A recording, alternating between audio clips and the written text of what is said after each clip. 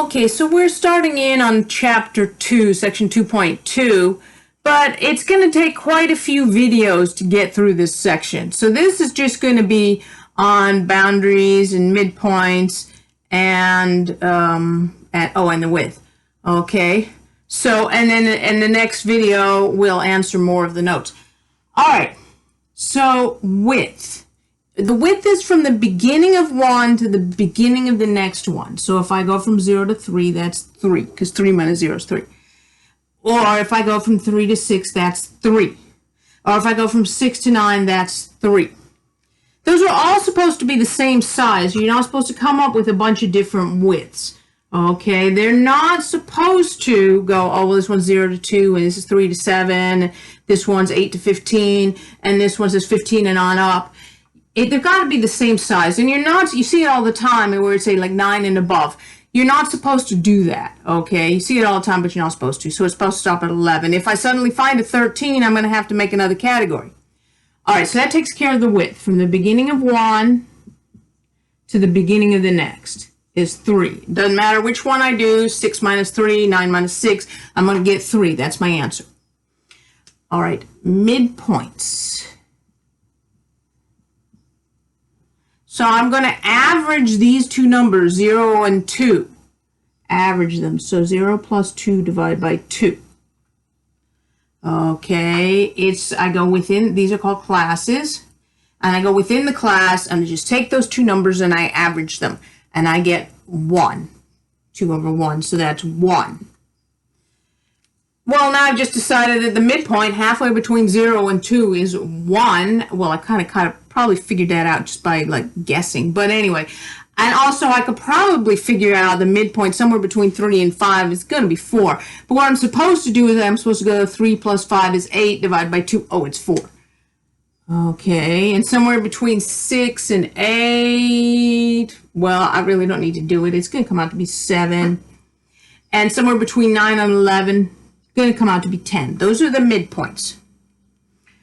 Okay, and what are they used for? Well, we're going to use them in histograms to label the x-axis with. They don't much have any other use. One thing you might notice is that they're exactly 3 apart. 1 to 4 is 3, 4 to 7 is 3, 7 to 10 is 3. They're actually 1 width apart. So after I got 1, I could have said, I'm not even going to look at the others. I'm going to just blank that out and go, oh, okay, just add 3, add 3, add 3. And I'd have still got there, even if I couldn't even see these numbers, because it's just add the width every time.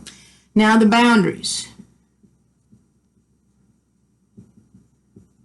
is halfway in between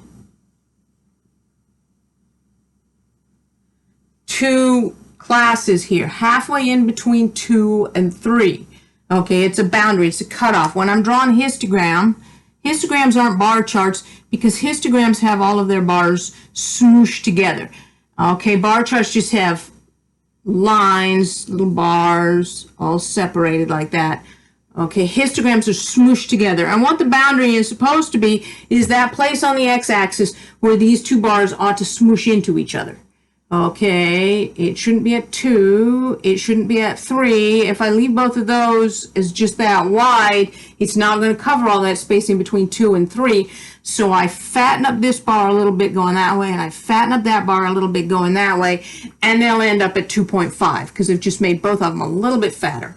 Okay, and so boundaries, you get those as the halfway point in between classes. So 2 plus 3 divided by 2. So that's 5 divided by 2, 2.5.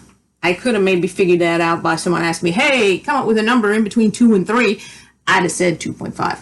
Hey, come up with a number in between 5 and 6. 5.5. These are also, they're 3 apart. They're 1 width apart between 8 and 9, 8.5. And by now, I'm good and ready to be carried away and go, oh, after 8.5 is the next one's 11.5. Which is the next boundary. It's right over here. Because if I'm making these bars and I've been fattening up all the bars as I go, I should probably give a little extra oomph to this side of this bar as well to make it exact same fatness as all the others.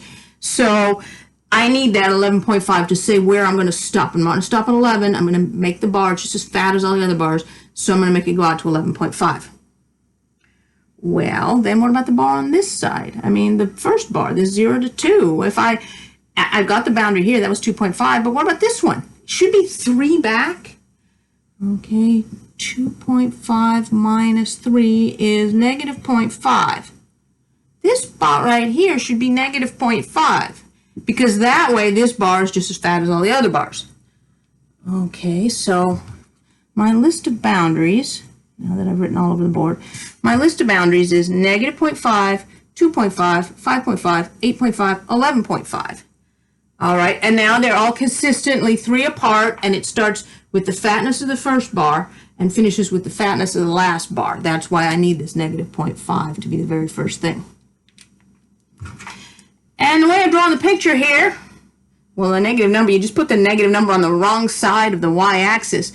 Well, yes, I did. Basically, someone slid the y-axis out of the way so it's not part of the picture and it doesn't interrupt with what you're trying to think about.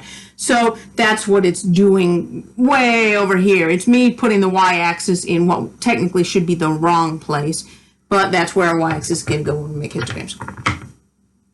All right, so I get all the in-between points, 2 to 3, 5 to 6, 8 to 9, and then I tack on an 11.5 at the end and a negative 0.5 at the beginning. Okay, so let's try this one without all the extra talk.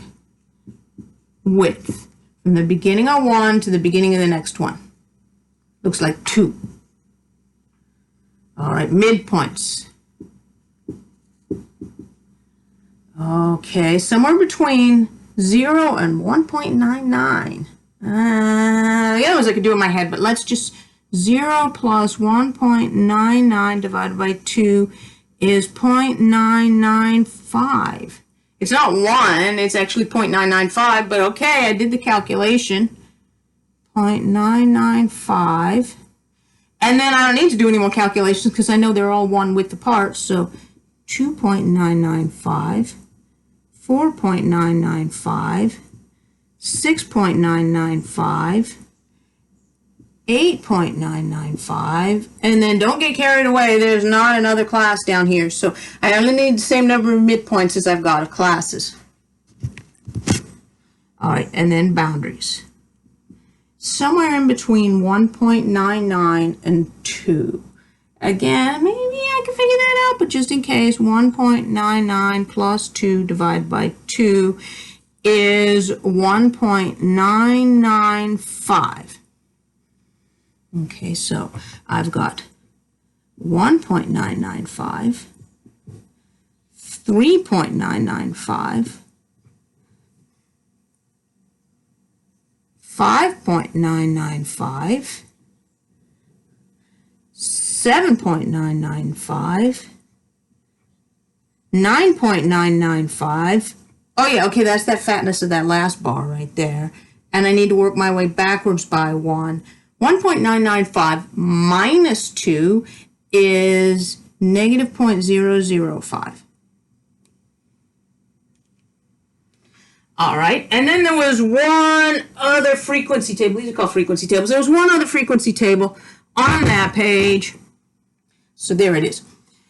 Okay, so got to do all the same stuff, 0 to 10, 10 to 20, 20 to 30. Okay, so let's see, how about, I got to do width. Width is 10. Midpoints, just add those two together, 0 plus 9 divided by 2. 4.5.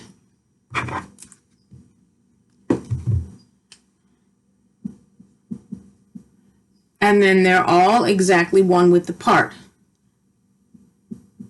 14.5, 24.5, 34.5, 44.5, 54.5, 64.5. There, I've got exactly the same number of midpoints as I got a class. 64.5 is in there.